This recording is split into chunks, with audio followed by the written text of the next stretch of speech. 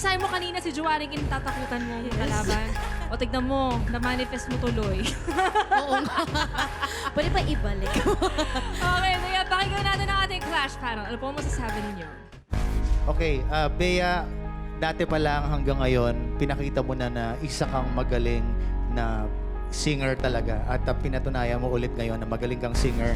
Ang lakas din ng opening mo, pareho kayo. Apparently may aria din, nakakagulat.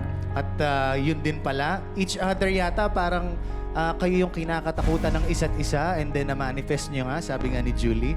Pero ang maganda nangyari ngayon, pareho nyo binigay ang isang napakalakas na performance. Ngayon, ito yung comment ko ha.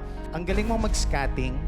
Kaya lang din, yung pag-pronounce mo, kailangan din clear din para ma-separate siya from the scatting. So parang iniisip ko, nag-scat ba siya o parang nagra-rap ba siya? Kasi parang chine-check ko ngayon kung naiintindihan ko ba yung lyrics or not. Nonetheless, yung pagkaawit mo ng Royals, binigyan mo ng magandang twist at isa ring napakalakas sa performance. Thank you, Bea.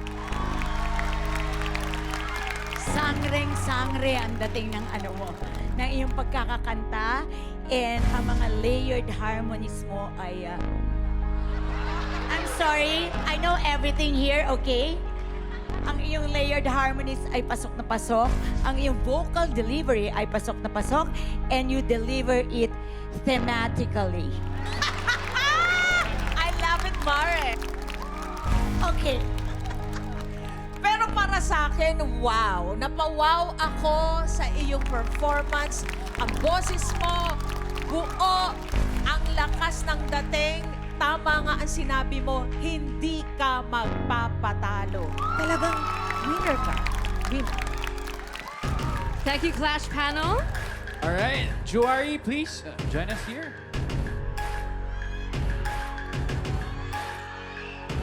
Clash panel. Sino kaya kina Bea at Juari ang pasok sa next round? Ang boto ko ay mapupunta kay... Bea. That's one vote for Bea. Ang aking boto ay mapupunta kay... Juari.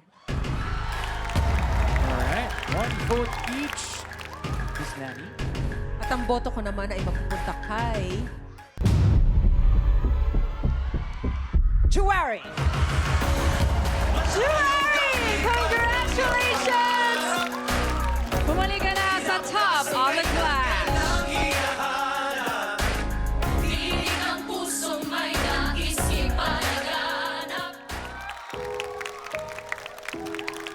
Bea, I'm really sorry dahil sa pagkakataong ito, hindi ka makakabalik sa top of the clash. Thank you po. Pero, may isa ka pang chance! Bea, may isa ka pang pagkakataon dahil lalaban ka pa sa matiraang matibay. At ang makakatapat mo, ang clasher na hindi papala rin sa susunod na laban.